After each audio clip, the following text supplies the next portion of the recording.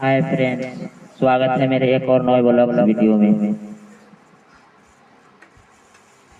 आज हम बात करने वाले हैं साईलाल यादव के बेटे ऋषभ यादव के बारे में। आज ऋषभ यादव का जन्मदिन है और इस जन्मदिन के अवसर पर ढेर सारे भोजपुरी के कलाकार आएंगे, उपस्थित होंगे और उनको बधाई देंगे। इस अवसर पर भोजपुरी के पावर स्टार कहलाने वाले पवन सिंह का भी आगमन होने वाला है और ढेर सारे कलाकार आएंगे और ऋषभ यादव को हैप्पी बर्थडे का बधाई देंगे और उन्हें गिफ्ट करेंगे। तो आप लोग मुझे सपोर्ट कीजिए ताकि मैं आगे बढ़ सकूं।